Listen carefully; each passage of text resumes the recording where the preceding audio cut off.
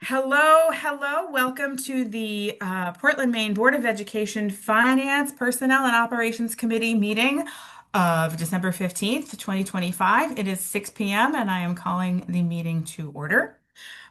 We have with us, let's see, so I'm Sarah Bryden, I'm the chair of the committee. We also have board member Opperman, who is a member of the committee. We have board member Sawtell, who is a member of the committee. And then from the staff, we have Lisa Beck and Heather Peters to talk about finance. We have Tamara Sweeney to talk about facilities.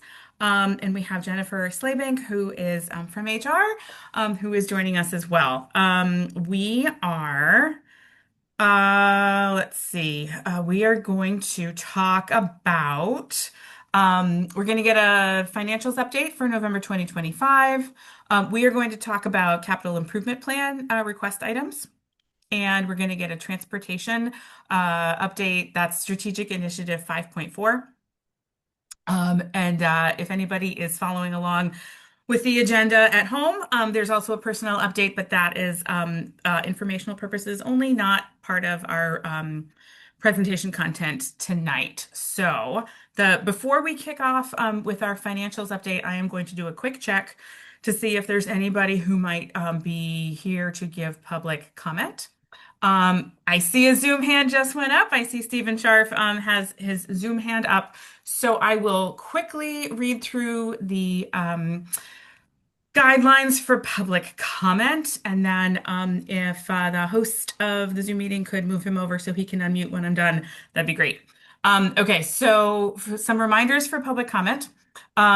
Here we go. Members of the public may speak on any subject directly related to the operations of the schools, except for personnel matters or complaints concerning specific employees or students. Those have to be addressed through established policies and procedures.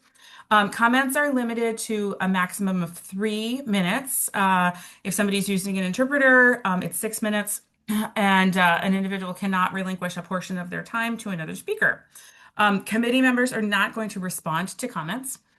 Speakers must refrain from engaging in disruptive conduct, including but not limited to using vulgar or obscene language, threatening others, using pejorative or discriminatory language with reference to a person or group on the basis of their religion, ethnicity, nationality, race, color, descent, gender, or other identity factor, making defamatory comments exceeding the allotted time limits, talking over or interrupting others, offering repetitive comments, and offering comment on matters unrelated to the district's programs, policies, or operations.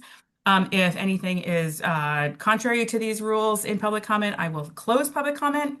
And if we have anybody else wishing to give public comment, you may also raise your Zoom hand and I will call on you one at a time. I'll keep the time. When you have about 30 seconds remaining, I'll let you know, and then I will let you know at the end of the 3 minutes total. So, if we could move Stephen Scharf over, wonderful. Stephen, go ahead. You have 3 minutes. Stephen Shaw for Brackett Street in Portland. First, can I request that when you do your meetings that you have things in gallery view so people can see all the people that are on your side of the meeting and not single people faces? It's sort of annoying, distracting, I should say, to just see one person's face at a time. But that's not actually why I raised my hand. I just noticed that as I was about to speak. I sent the committee an email last week after your meeting that I watched after the fact about the enrollment in information in Portland. I have received no response back about it from staff. I did receive an email from one committee member who said she would look into it, but I've seen nothing. Having enrollment numbers is very important. It is the bread and butter of what a school is about, and to not have it available for you and the public on a regular basis just makes no sense at all. And the school department actually used to provide it on a monthly basis. Not only that, they used to provide the number of free and reduced lunch numbers. All that information by school was provided on a monthly basis. And I'm not sure why the school can't have its act together to provide that information.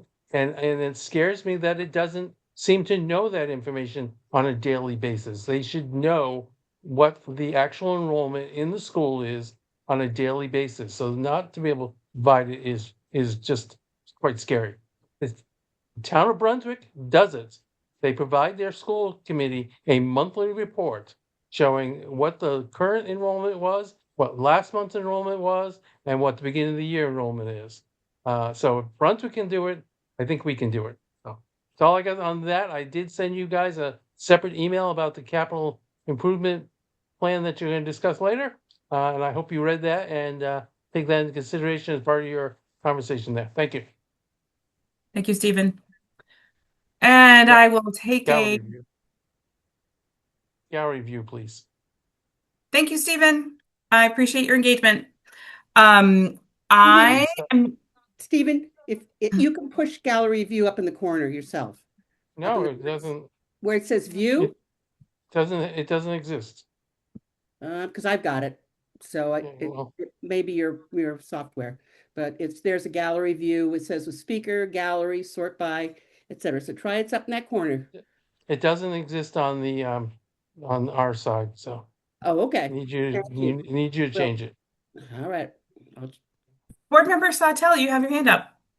Yeah, Stephen, I just want you to know that your email went to spam, which sometimes that's why people don't see it. And I only see, I just did a search, moved that over, and I only see one from you about enrollment. I don't see the other ones, so. Okay. Let's see. There's another couple of attendees, so I'll just give it a minute and see if anybody else would like to give public comment. And if we could move Stephen back over to attendees, that'd be great. Just giving it a minute. And Board Member Sawtelle, your hand is up from that. No, it's okay. Just checking. Just checking. Okay. All right. I'm not seeing any more Zoom hands, so I'm going to close public comment. And I will now turn it over to Lisa Beck to give us an update on November financials.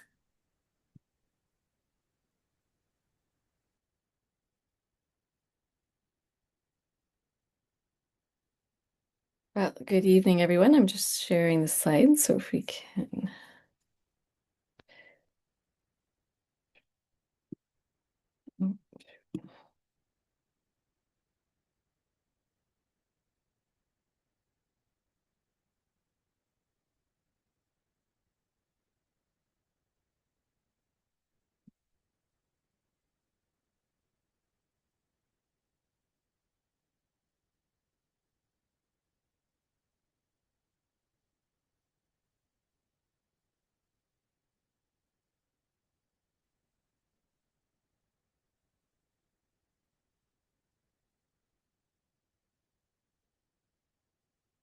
I apologize. I'm having difficulty with getting to share. Well, I'm going to try one more time. It just keeps giving me an error message.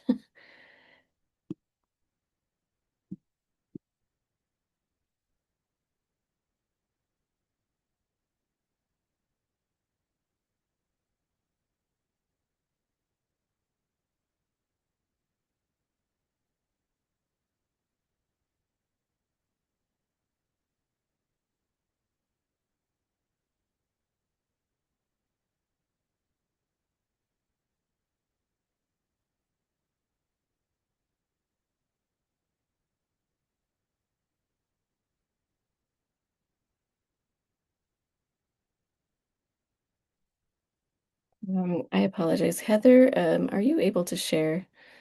Yes, My I think I am. We'll see. I will try right now.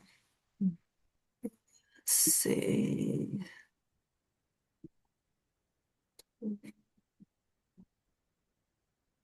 Need to.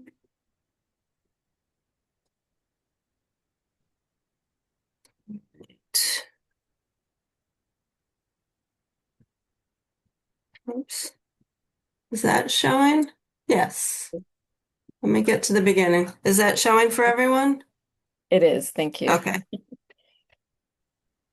All right. So if we could just scroll so we can see that. There we go.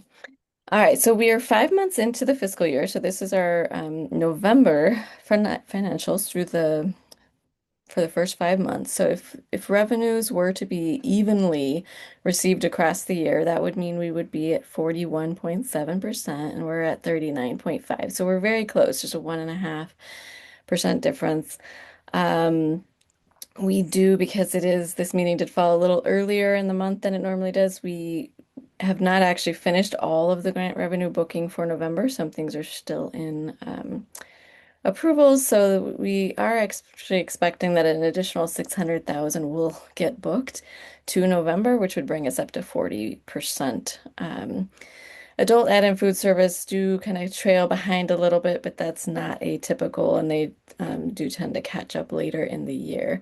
So really the takeaway here is that we're about where we expected to be for revenues.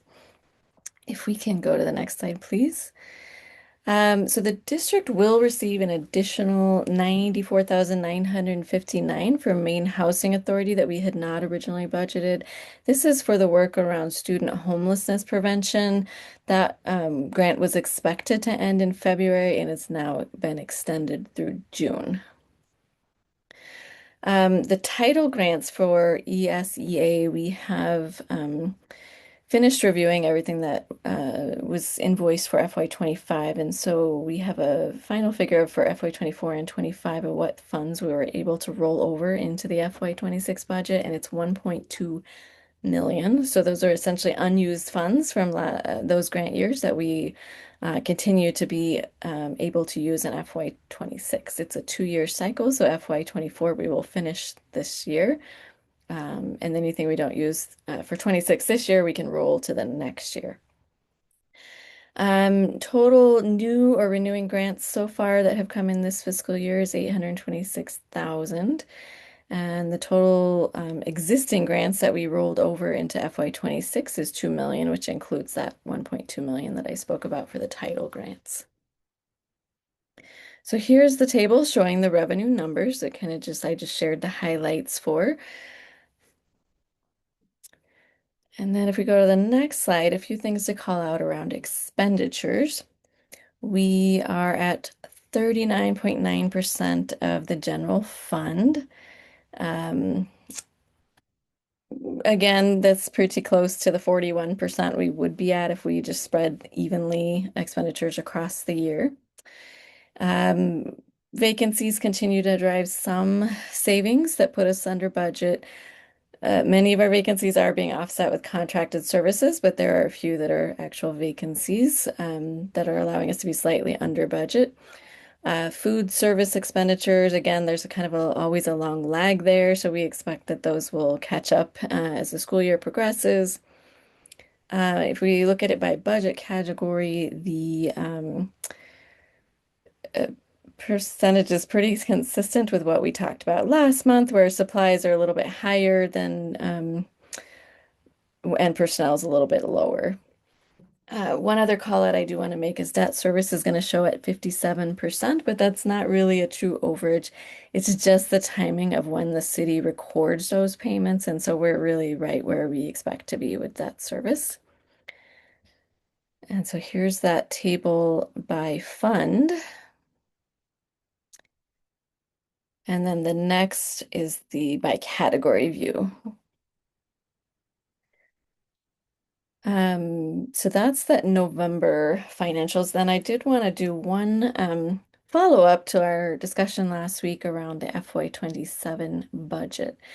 We talked last week about how we were taking some first steps to equitably allocate supplies across the district, which is Strategic Plan 5.3. So as we spoke about last week, we are using a placeholder of a 2% increase for non-personnel in the rollover budget that we shared last week. So we did an exercise for core programs, which does not include athletics or clubs, where we allocated kind of the district total that includes that 2% increase For supplies across the schools, we took 75% allocated it based on general student enrollment. And then the remaining 25% we based on enrollment of special education, multilingual, and socioeconomic disadvantaged students, working in the theory that those students require more supports. Um, there was an ask to kind of to share a little bit more about this exercise, and so I did want to kind of just let you know that that's how we calculated it. But we did this year cap the changes at a plus or minus 5%, for at least this initial pass at it, because we wanted to ease into those changes as it could cause some pretty significant changes to school budgets. We excluded Peaks, Cliff, and Paths from this exercise just because their numbers are very dissimilar to the other schools, and so it did impact the numbers if we put them in there pretty significantly. And so we've kind of held them as outliers outside of that. So I'm going to share with you in the next slide what this table came out with, but we would like some board guidance in a couple of areas. One, there was some feedback recently from Executive Cabinet where they asked if we should consider capping at 10% instead of the 5. And then there has been some general feedback across the school community about increasing the supply budgets. And so we just wanted to share some expectations of what that would look like. So the way to read this table is we've given you the FY26 budget for reference. And then the first set of columns is what the exercise revealed when we did it, the calculation based on enrollment. So as you can see, there's some pretty large swings. Schools could go down by as much as 28% and up by as much as 41%. That felt very severe to the schools. And so we had proposed this cap at 5%, which is the next set of columns that shows you kind of what that looks like if we cap it at 5% while still enforcing that total 2% increase at a district level. And then the third set of columns is what that would look like if we actually capped it at the 10% instead of the 5%, where you'll kind of see schools go up as much as 10%. But that also means some schools are going down by more. And then the last thing I did want to share with you is just for illustrative purposes, for every 1% we increase the supply budget for the schools only, this is not including departments or central office. For every 1% we increase that school supply budget, it adds about $9,000, 9,205 to be specific, to our proposed budget. And so that's how to think about whether we should put more money into the supplies, is just to kind of roughly think that for every 1%, it'll add that 9,000.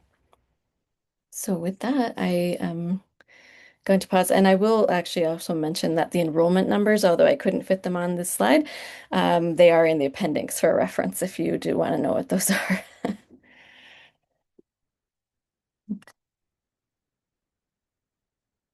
Thank you, Lisa. Is now a good time for us to bring our questions? Yes. Super. All right. I will start actually. So I want to make sure that I'm understanding the overall approach to the uh yes, that slide. Thank you. I'm curious about in terms of if I'm understanding correctly, it's almost a comparative analysis in terms of school A versus school B with all of the schools. I'm curious about whether the student populations were compared across all as one big group of schools, or was it a comparison in each grade band? So the high school's comparison, middle school's comparison, and elementary school comparison. It was done across all of the district. We did actually look at the exercise of doing it by grade spans, but it actually made the swings even more significant. Yeah. Okay. Yeah. Mhm. No, that's well, I mean, that's all that's in a way that seems really telling in terms of like the experience across the various, say, middle schools or the various high schools. But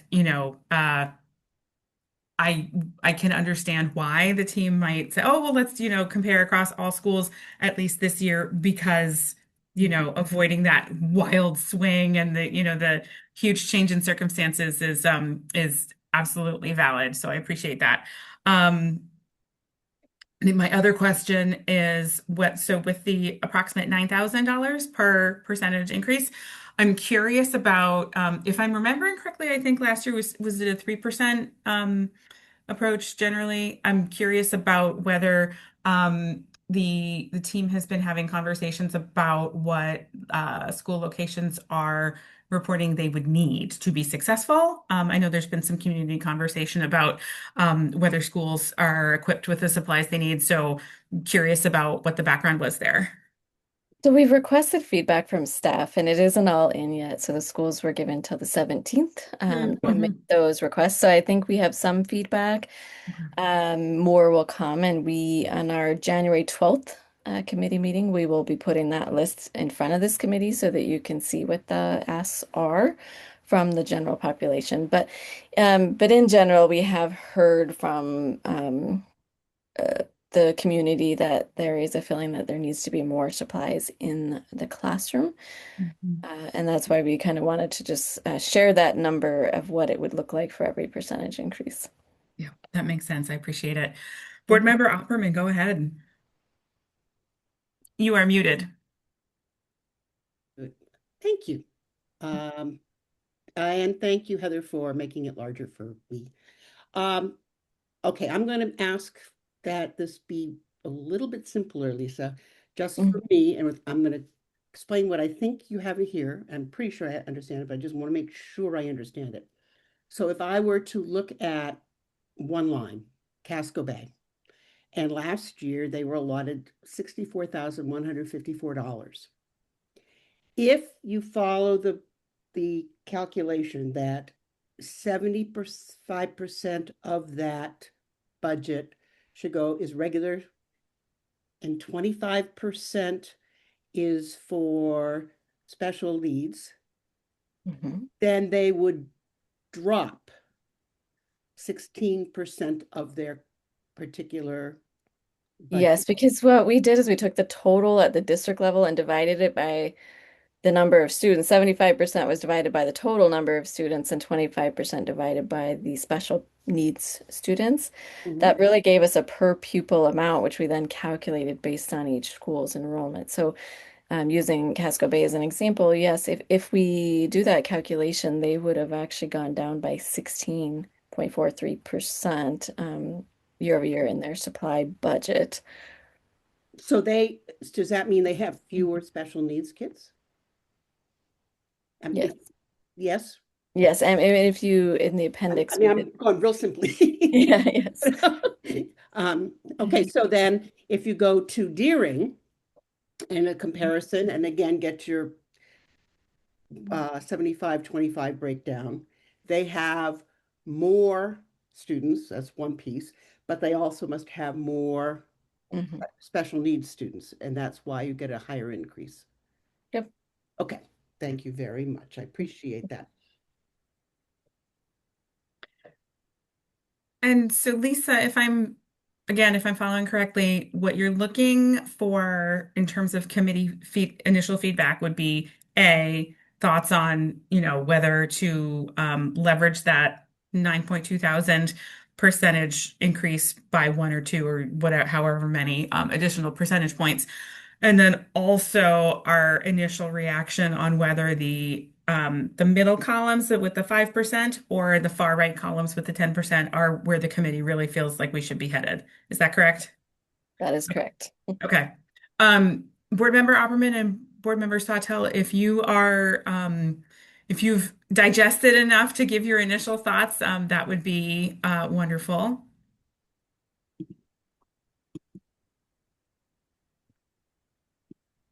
Board Member Opperman, go ahead.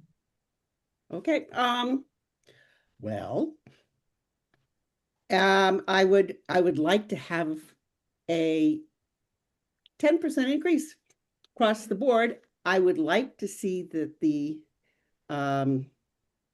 decrease on, and have it done, but I really am concerned about the and then Lisa, you'll have to make sure I'm correct. What I'm seeing is that if I were at King, because of a decrease in population / decrease in special needs population, I would be getting less money than I got even um, last year. Mhm.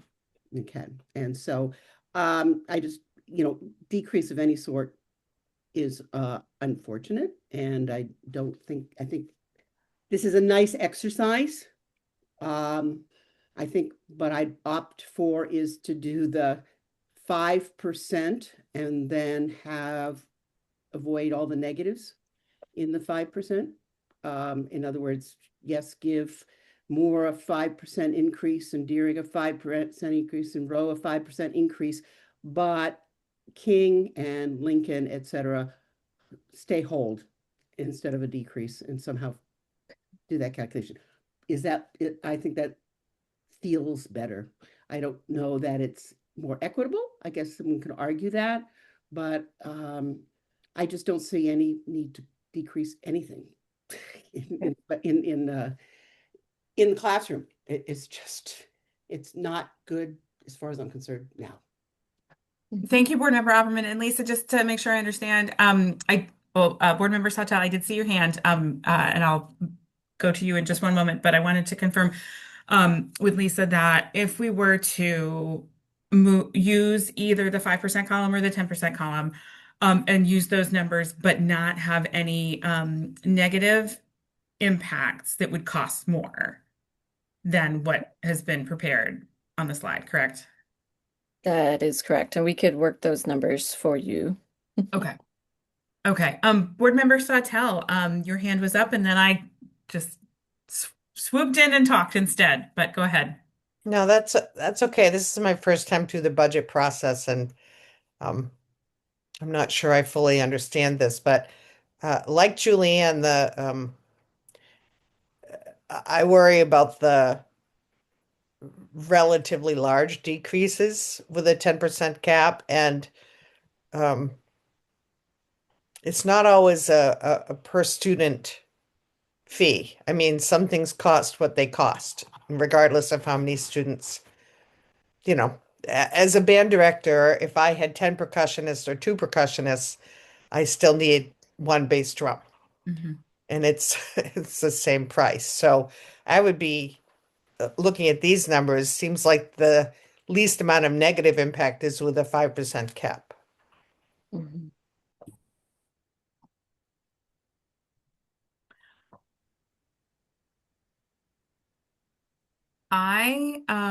Thank you, Board Member Sautel. Thank you for that insight. Board Member Opperman, go ahead. Um, in going through this exercise, I would hope that even though you have in this done, which I really appreciate it, and it gives a sense of the distribution of kids and everything else in the school district. But since we don't have what the schools are requesting, Mhm. and I'm looking at this and I'm saying, oh, my, I'm a teacher over at Deering. Yeah, let's go put in some more. And I'm at a teacher at King saying, OMG, I don't know what I'm going to do, kind of thing. I would hope that this would be under the understanding in general and the superintendent's understanding, and we'll tell him that's what it is, even though he isn't here right now because he's at his child's concert, which is excellent. That I believe we really, need to just not just think rollover completely. So that's my concern with the concept of rollover Mhm. overall. So I don't know if that's makes sense to anyone, but it just feels cart before the horse in some aspects, although it does put guidelines. I just worry that we're, that's at looking at this, and if, again, not that just that Roe's going to go, all crazy to ask for stuff. It's thinking teacher mentality, yes, and what's realistic and reasonable. So that's just a concern I have with doing a rollover budget. Are there changes this year? And I've got other things to say about SIP, so which will make all of this interesting. Oh, we will get there. We will get there. Yeah, so I I understand absolutely the distaste for any numbers going down relative to the current fiscal year and asking any school to provide supplies, books, fees, and things like that with less than they were given this year. And I also recognize the fact that a lot of these schools, in order to be able to afford some of this shifting, to be able to give the higher needs schools what they need, there's a set amount of money, and we can certainly, use the levers available to us to adjust that. So I also want to acknowledge that this work takes a lot of time, I'm sure. I'm sure that there's like Excel and macros and all that, but also there's actual work to redo these numbers. I would be interested as we move forward through the budget process in seeing what this grid might look like at if we were to add in a percentage point. So instead of 2%, looking at 3% and seeing whether there's a way to or perhaps to have like a 7% cap or something like that where we allow for getting resources where they need to be, and sort of ameliorate to some extent the situation where a school might be asked to buy things with less money than they have this year. So, Lisa, if that's okay, I'd appreciate that in an upcoming meeting. That'd be really helpful. Yeah, thank you for this feedback, and we can definitely look at some additional scenarios for you. Great. Thank you so much.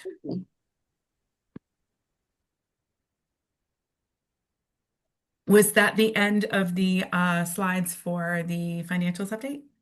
It is. Thank you. I appreciate your hard work, Lisa. Always very informative and clear.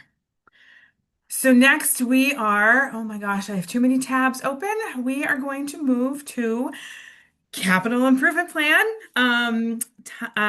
Director Sweeney, I am going to turn the meeting over to you so you can share your screen and tell us all. Oh, also, Board Member Noor, who is on the committee, has joined us. Welcome.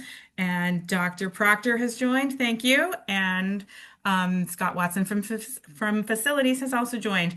I was not paying attention to the squares, and all of a sudden we have so many more attendees. Lovely to see you here.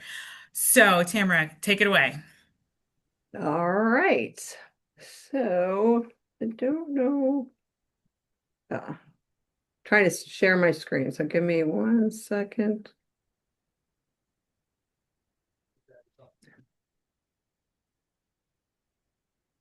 I don't know why it's not letting me. Okay.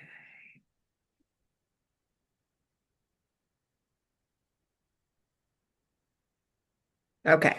Can you see it? Hopefully you can see the slideshow. Okay. Tamara, we can see your Google Drive. Oh, geez. All right. Well, then I must have taken You it. can see your screen. It's just Oh, not yeah, the yeah. presentation. Yeah. All right. Hold on. For some reason. Yay! There it is. Now you can see it. Okay. Sorry. All good. All good. All right. So, good evening. I'm happy to be here tonight to present the capital improvement plan. Last time we spoke, I presented a very overwhelming 10-year, $84 million list of projects that needed to be performed at our schools. The facilities department has taken very considerable, went over the projects in full capacity and went through priorities with them. I'm here to present to you what we've come up with in regards to that.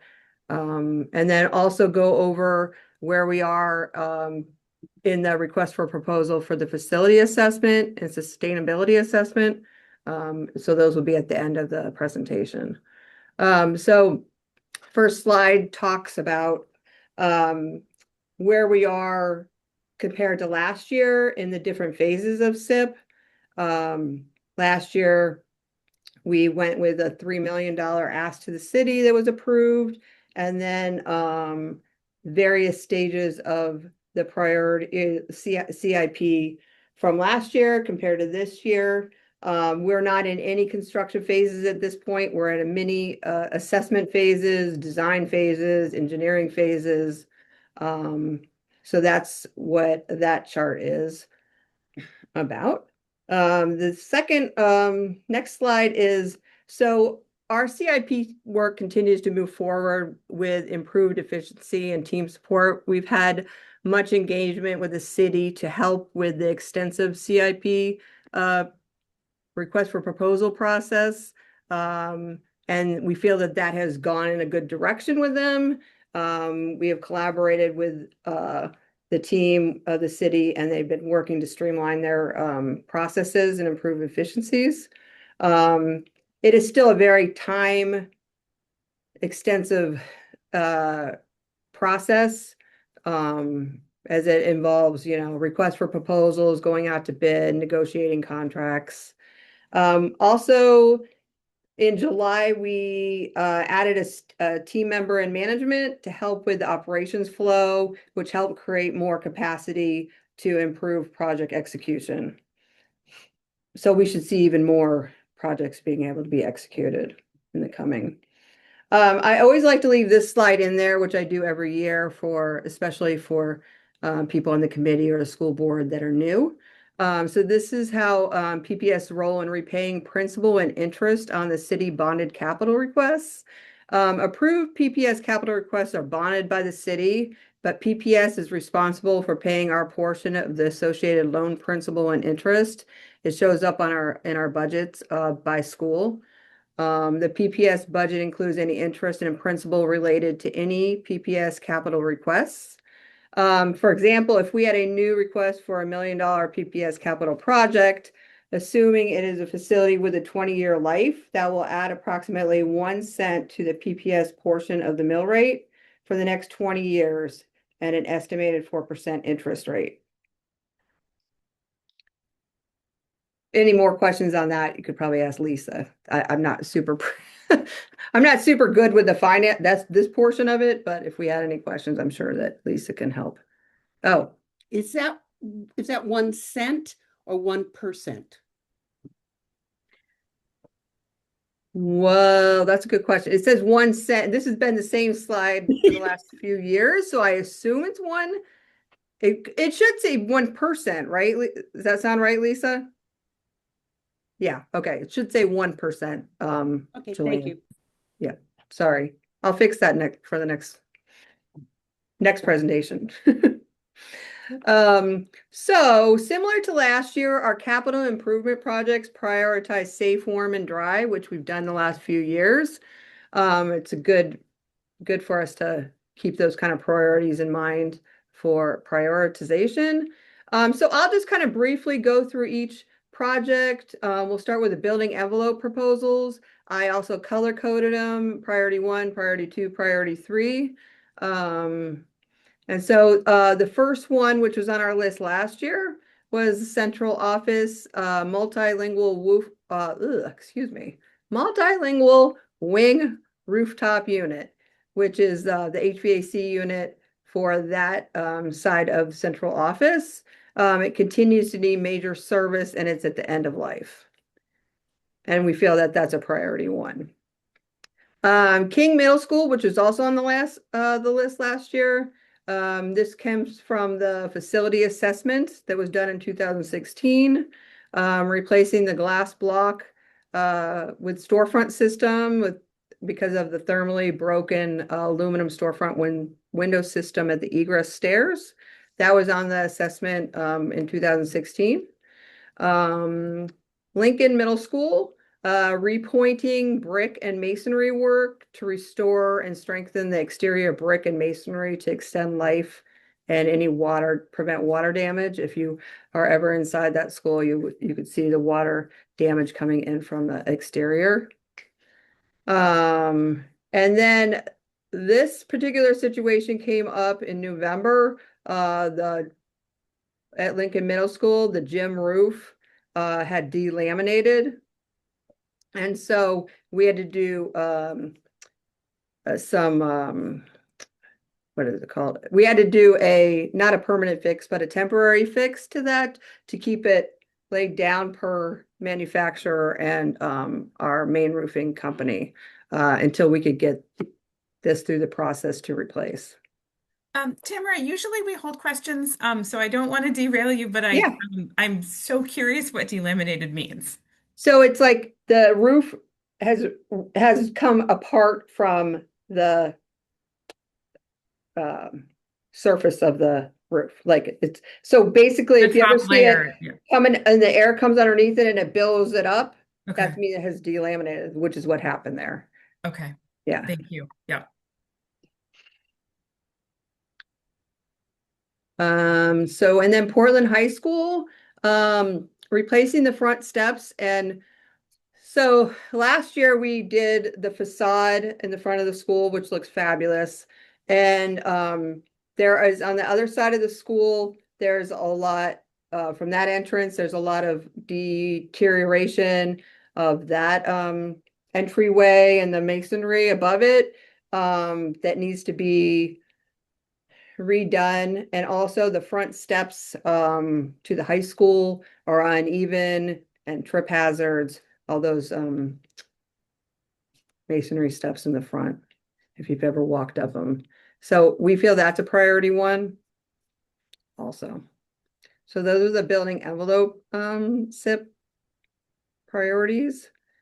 So now we have HVAC proposals. So same thing, priority 1, 2, and 3s. So we have the paths building B, unit number 2, rooftop unit that needs to be replaced. It's original to the building. Units are beyond end of life. And why this one costs so much is that the new code requires a more robust HVAC system in the vocational class areas with 100% fresh air supply, which isn't a normal thing in other classrooms. So that one is why that's a big dollar amount for that particular unit. Lincoln Middle School, the boiler pipe replacement. We had numerous leaks in the last couple years with the piping going into from the boilers that supplied the school. Earlier this year, when there was one of the leaks, we got a piece of the pipe cut out and realized that there was much deterioration. So we had a piping study done. It's in the very early stages. And this is just a placeholder, knowing that we need to present to the city and go through this process with SIP. So we wanted to make sure it was included. More middle school. This came from the 2016 facility assessment, replacing the 1959 univents and replacing the automatic temperature controls. Temperatures without automatic temperature controls are very hard to regulate the temperatures inside the building. So, whoops, I skipped out a bunch. Oh, all right. Sorry that it looks like I have page 1 of 2 and I only have 1 page. So I apologize for that typo. So safety and security proposals. Deering High School, replacing the storefront doors in the gym side. That system continues to fail. We're constantly having to check the doors to make sure that they're locked properly every night. It's a glass entryway, and we're going to replace it and found that it was going to be $100,000. So I'm putting it on the SIP plan. To me, that's a big security situation. So Portland High School, this was identified in the facility assessment at end of life, burg alarm system replacement. Currently, we're not having any failure to it or anything, but it is something that we should, try and stay ahead of. Multi-school camera upgrades. Many of our cameras are outdated as they have been, They're from quite a long time ago, and camera software has come a long way. Cameras have come a long way, and many times when we go to pull footage from some of our cameras, we get very grainy video and really nothing that we can work with. Other proposals. So at Paths, there is in the B building, the auto garage floor, the sanitary floor drains that serve the auto garage are failing. The pipes and drains are failing. Water sometimes leaks down into the carpentry floor area where the carpentry classes are. So that one is a high priority. Central office carpet replacement, end of life, and a trip hazard. If you ever walk through there, you can see just carpet just ripped and torn and trip hazard. King Middle School. There's carpet in most of the classrooms at King Middle School. That's end of life and a trip hazard. That one came from the facility assessment also, but it's definitely very apparent when you walk through the school. Same with Lincoln Middle School, replacing flooring, end of life, and trip hazard. That also came from the facility assessment. Let's see. So Peaks Island, we are currently working on 3 different projects for Peaks Island that have been on the books for a while that have been already approved. And based on the assessment with Harriman that we had them go over to Peaks Island, we went through all the phases and what we need to do over there to get ADA compliance. That we need a second phase for $200,000 additional on top of what we already have to complete the ADA renovations and some of the fire code upgrades we need to do. Talbot. So just replacing the ceiling tile and grid throughout the school. It's not very inviting. Painting the interior brick. I've had lots of comments from staff over there that it just feels like real, like, I don't know if the word's industrial, but not like real happy and a place like some of the other schools have. And replacing the carpet in the library. It just make an uplift to the school. And then a multi-school paving projects. We always have resurfacing and repairing parking lots and driveways after the winter that we need to do at many of the schools. So that is all of my projects that I put on the list. It comes to $10,950,000. I have broken it out for you, priority 1s, priority 2s, priority 3s, and how they add up. And just open it up to you guys for some questions before we move on to the assessment part, if you want. That'd be great. I have I think I'll start with a foundational question. Tamara, could you explain a little bit about how the SIP prioritization and budgeting process is different from, or maybe adjacent to, or overlapping with, just generally speaking, like the facilities management work that your team does that isn't bonded? Sure. So we have operations budget, we have operations budgets like other departments, and we typically will put in items that aren't like something that, how do I say, typically stuff that is over $50,000, that's an equipment based or something that makes improve, can't even think of the word, sorry, that would like extend the life of something, a piece of equipment that would extend the life, or a room that would extend the life, that. So anything over 50,000 that is a piece of equipment or a renovation or bigger type items. Like typically, replacing carpet and stuff would be in operations, but if it's for a whole school and you're doing a whole and extending the life of that building by replacing the carpet, that's when I put it in capital. Does that make sense? It does. It does. Just a quick follow-up question to that, and then I'll let Board Member Opperman move into the, questions generally.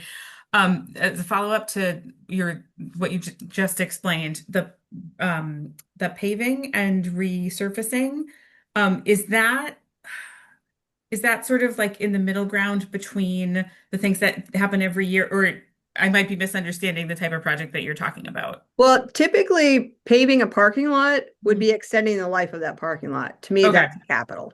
Okay. Yeah. Okay. So it's not Now, just, if I'm striping it or Yeah. fixing a pothole, I Okay. would not consider that capital. Okay. No, that's very helpful. Thank you. Board Member Opperman, go ahead. Thank you. Thank you, Chair. Thank you, Tamara. A lot of stuff and a lot of background work in there and just taking that huge list and breaking it down to this point. So thank you and everybody else who worked on it. I've got a few questions. There are lots of needs and Yep.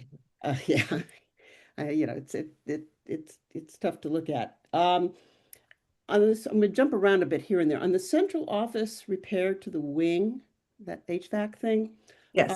is that a localized issue or does that affect the whole building? It does not affect the whole building. It affects, when you come into central office and you go to the right, it affects that whole wing of the building. Okay, so that if that wing were emptied, Mm-hmm. it could be maintained at a temperature so the building doesn't fall down, but you wouldn't have to have people in there necessarily. Okay. Peaks, all that stuff's ADA stuff, I take it. Yeah, ADA and code. Yep. Yeah. Paths. First question I have is there any state funding for CTE repairs? Do we know of any? I don't know if That's a good question. That would be something I probably would need to get with a Kevin Stilfen on. That's a good question. The only problem is, to me, that part is like the envelope of the building, and I don't know how that works, but it would be a good question for him. Yeah, Yeah. I mean, just however to get some money in there, but the HVAC system if that were to be replaced, can that be replaced in short order? Because when bonding takes time, you know how these projects take forever, it seems. But that seems pretty urgent, getting decent air and also like the water damage stuff. I don't know how fast those things can happen once the dollars are approved. So for the paths one, I think we replaced the other unit there relatively fast, relatively fast. Yeah. It depends on how available the unit is and stuff too. Yeah. But yeah, relatively we could get that done. Okay, I mean, it's not like a 3 year down the road. No. Okay. Storefront, that's just those glass doors. Yep. And I don't know, do we have to have glass doors? We don't, but that would be, no, you don't have to have glass doors, but to redo that, you would have to redo the front section with a different kind of system, you know? Okay. Yeah. I just, I don't know. No, When I don't think storefront, I'm thinking, what? That's just what they call it. Yeah. I kind of thing. And the steps, it's the front steps. I know the building is once you're talking about the side, then you come out of the parking garage. That's those. No, the main steps to Portland High School that are like the granite step, the granite steps that go up. Yeah, those are the steps that I'm talking about, but I'm talking about the masonry on the other side. What street side is that? Oh gosh, no, thank you. Not the opposite of the parking garage, Chestnut Street. Chestnut. Thank you. Shane. I was like going to say Elm. I'm like, I'm thinking whatever is there and stuff like that. So Chestnut Street side, there's an entrance over there. And if you look up, you can see that the masonry up there is deteriorating and crumbling, just Oh, like the front was. Yeah. okay. Lincoln. After going over things with how much things cost in, when trying to squeeze money together for um, needs for the students, the list on Lincoln, and I heard it from the teachers. It's not like you mentioned with Talbot, it's not a pleasant looking place inside, and there are a lot of different things. And the cost of that, um, fixing that building, just a couple of things that you brought up, is approximately equal to our entire supply budget last year for classroom supplies. So, I'm kind of going, wow. And not, this is not reflecting on you, it's reflecting on that building is super, super old. So regarding the pipes, how urgent is that? And is there any other way of looking at it? Yeah, put it a placeholder. Are you thinking we'll put a placeholder in there and then try to figure out something different? Is that It could be different. Yeah, we're open to whatever. We're so early in this. I don't think we know exactly what we're gonna do over there. Um, so yes, we could do something different possibly. Yeah. okay? It just but And it's placeholder meaning we don't know how much it really costs. yeah, yeah, because that 2 million could be, but not the whole thing, but probably not. I just it's all the other pieces. And if you did some repair like that, would the students be able to be in the building, and how long would the repair take to do I don't something? know any of those answers right now. Yeah, we're not talking 6 weeks, and No. no, okay. Yeah, it just in my mind and listening to the teachers at Lincoln, and this is not reflecting on you, Tamara, and Sarah, Dr. Chair Bright, and I am getting a little off of the narrowness of this particular interest and all. But when the teachers say we need an extra teacher, we need this curriculum, we need this training, we need all those things in that building, and I'm saying, can we get a bigger picture of what could happen and all? And because I get creative and think, well, gee, if the kids were out and we got the thing fixed and all these different pieces, that we could move central office there, we could move and save money from central office, we could move Portland Adult Ed there, and save hundreds of thousands of dollars a year on that. And then we got the CDS stuff, which we're going to have in my committee next in an hour or so. All those things. So I'm just making all these comments because, wow, I'm not saying they should things shouldn't be done, but they are expensive, and I think there are trade-offs in the whole system Mhm. for that. So that said, I think There are a lot of moving parts. You are exactly right. A quick note, we are actually not going to be getting a transportation presentation in this meeting. So that means we have now 26 minutes to continue to talk to Tamara.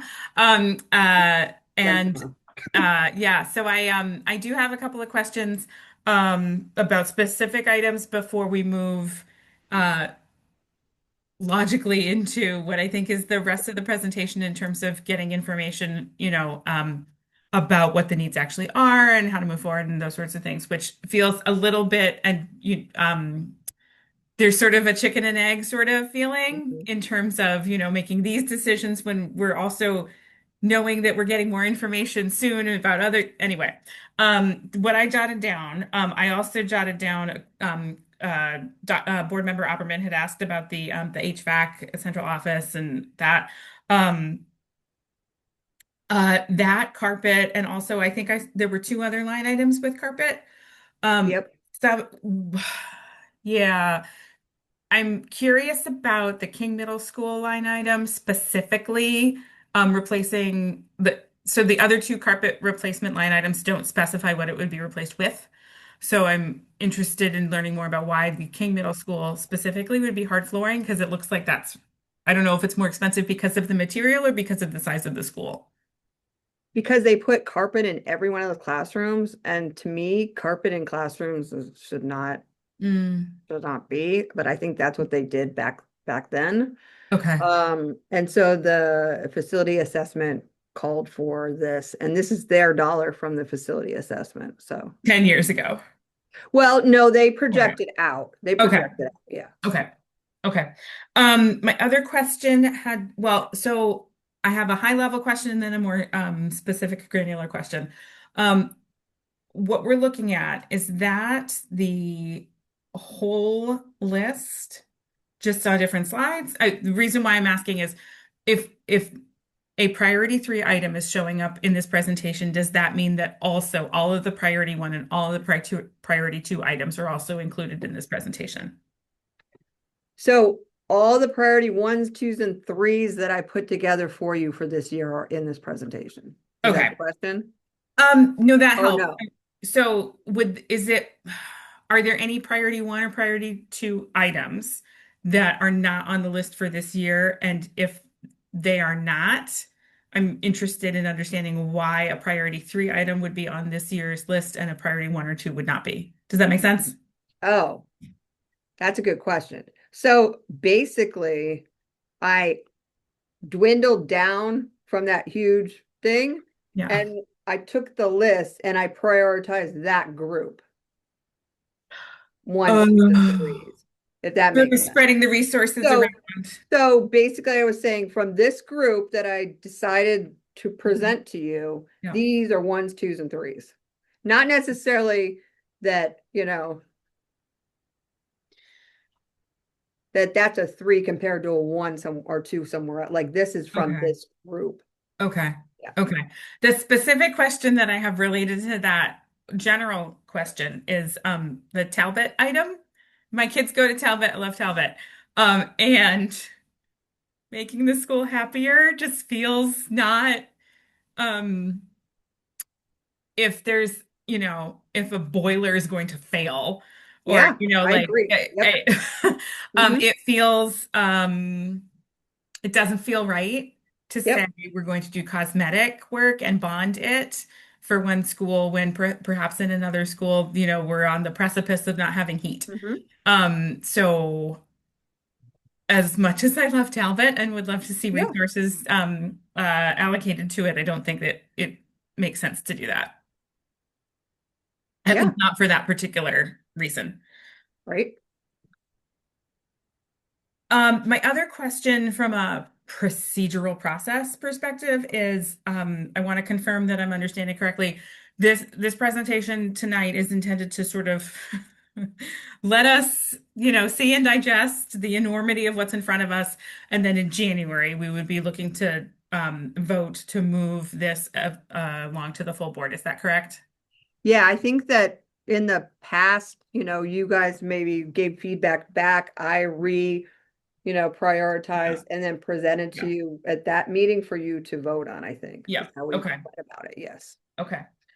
So like the Talbot item would be an example of that sort of Yeah, feedback. you would be like remove, Yeah.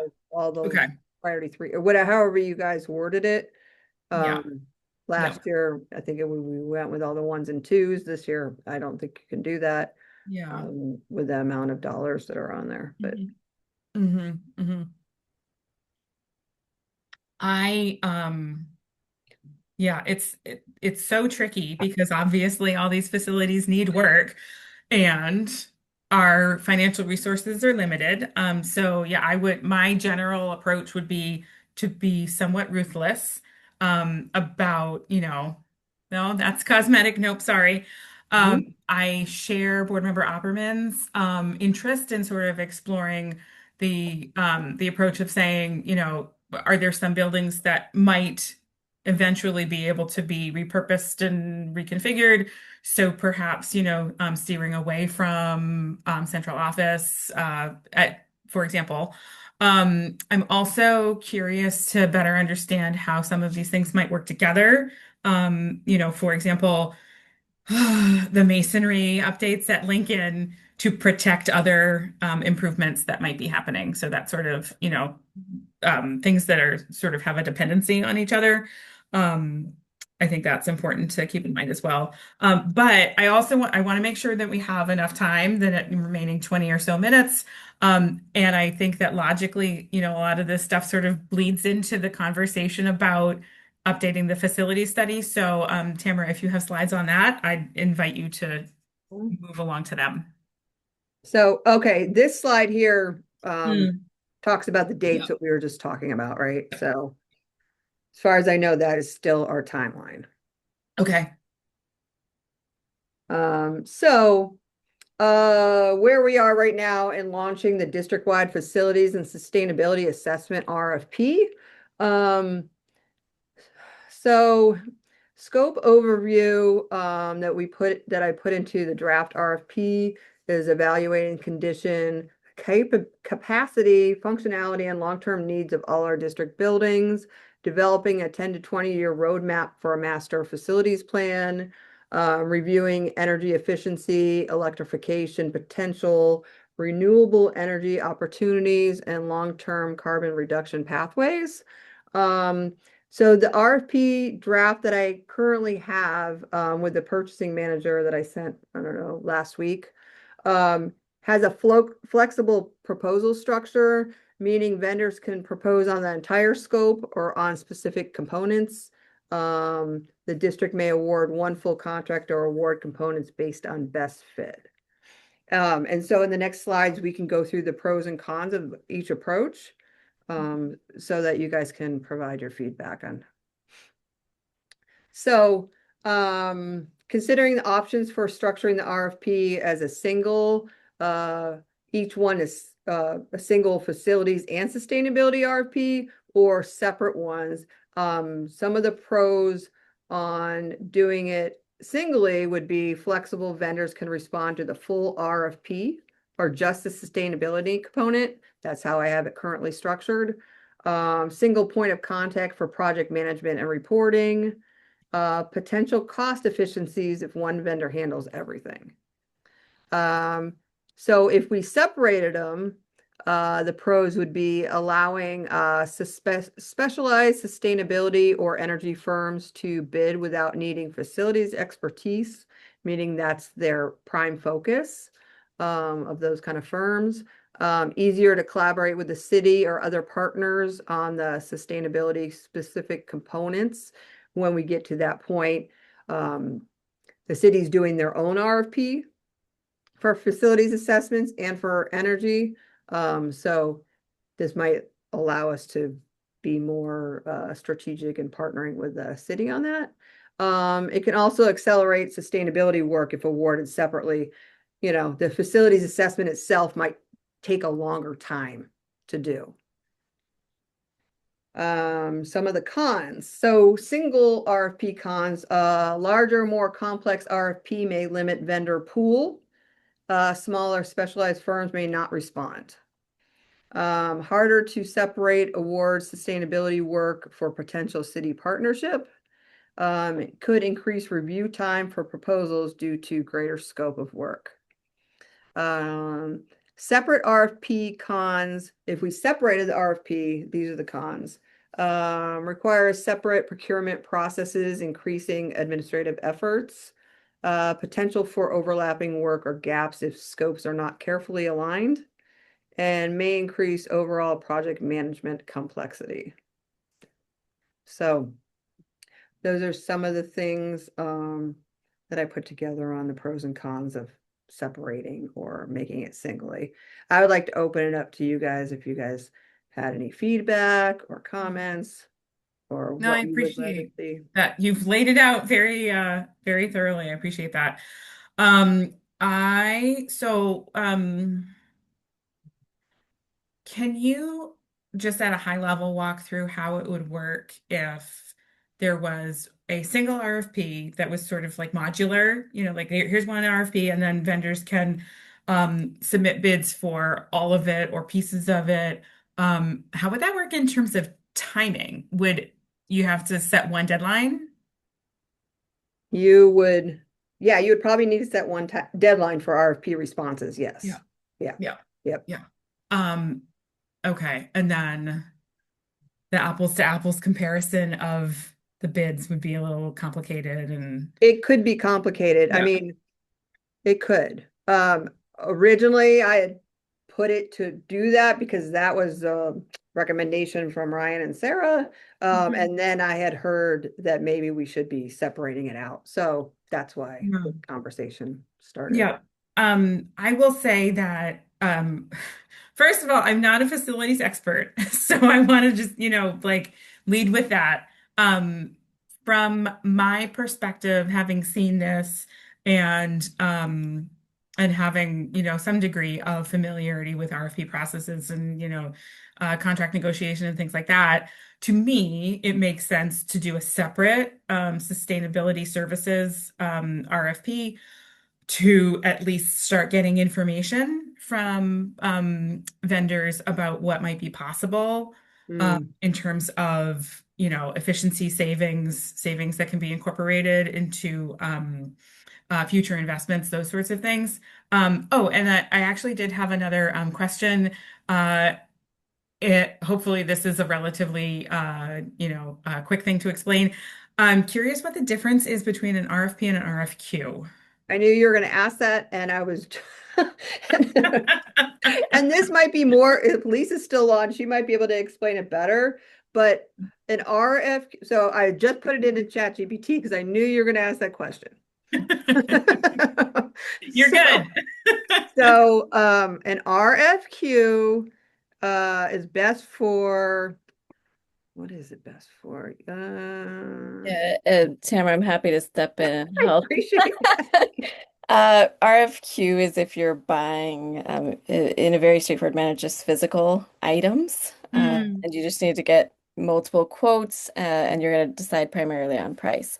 RFP is when there are professional services involved, mhm. such as architects or legal services, design services, things like that, that require some sort of professional expertise in addition to buying materials.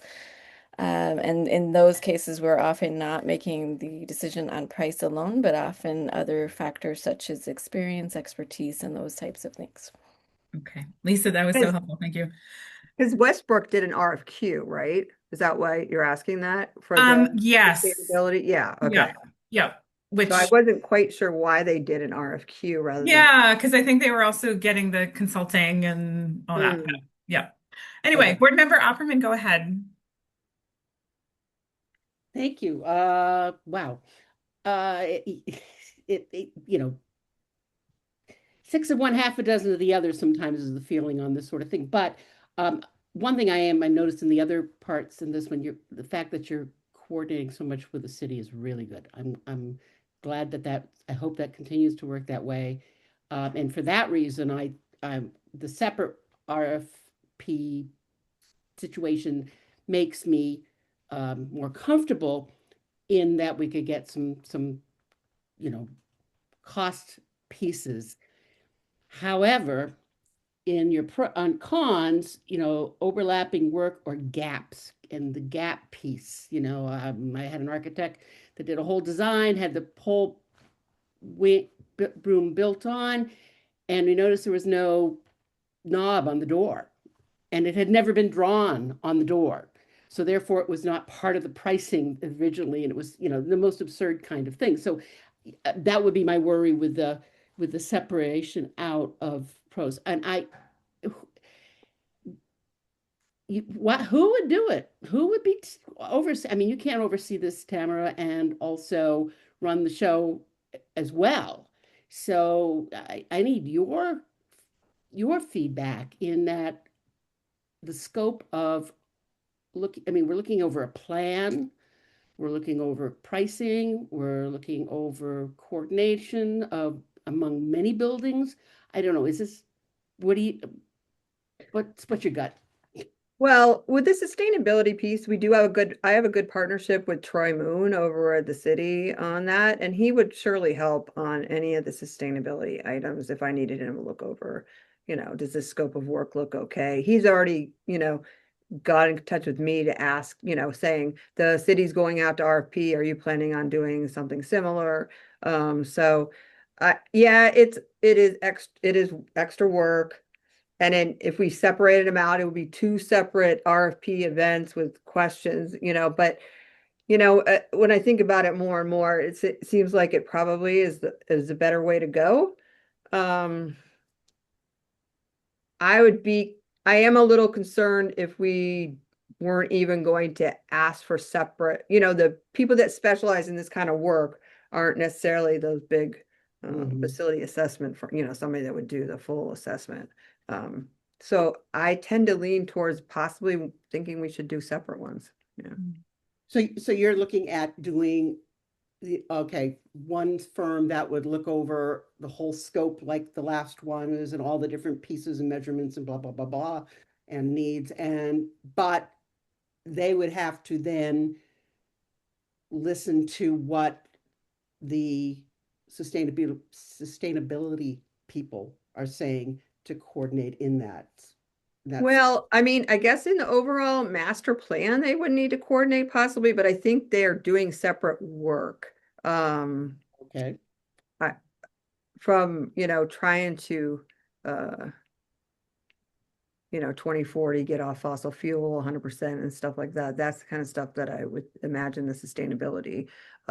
That's how I envision, how are we going to electrify things rather than be on fossil fuel? But yeah, there's probably going to be some engagement between the two firms. And maybe we What could. would the other firm be doing? Which firm? The facility Non-sustainable. assessment firm? Yeah. They're going to be looking at what do our buildings need in regards to what the whole looking at the whole building envelope and prioritizing condition assessment of all of our buildings, and even looking at programming possibly if we need them to look at programming and how our buildings are being used, if they're being used properly, do we Okay. maybe even I'm not saying, I don't even want to use these words, but consolidation and stuff like that. Well, It is a big word. You know what I mean? Like just don't I things do. worry like about looking it. at being Don't more worry about it. efficient and our buildings being Yeah. more efficiently used and Yeah, stuff. no, that's exactly, and I appreciate that because that's a big concern of mine. Because I keep looking at the middle schools as my focus right now, and are they being used well? And we dumping money where it doesn't need to be dumped. If so, that's Julie's thing. So that's the kind of stuff they would be looking at.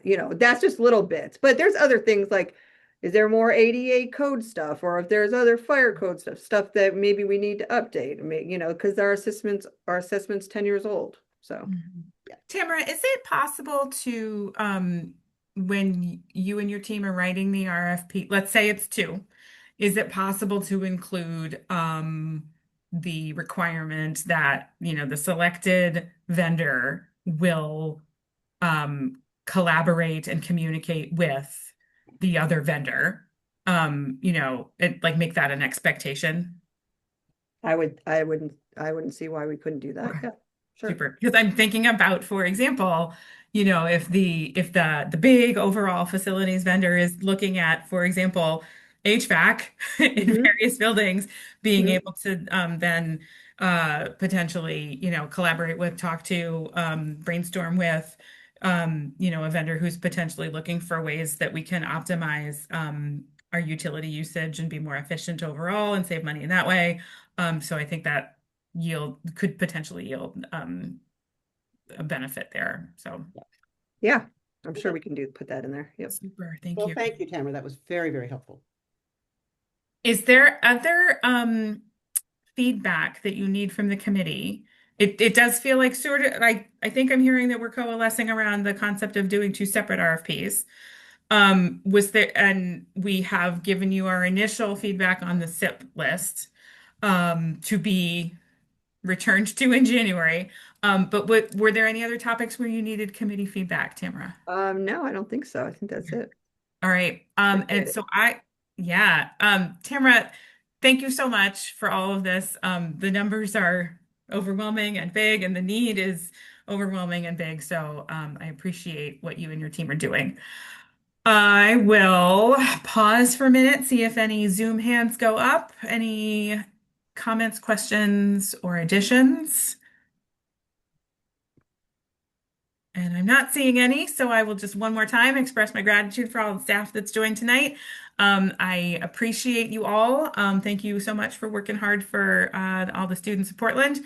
And I would be looking for a motion to adjourn. Thank you, Board Member Opperman. And I would be looking for a second from Board Member Sawtelle. Thank you. Show of hands. And we are unanimously adjourned. Thank you so much, everybody. Have a good rest of your evening. Thank you.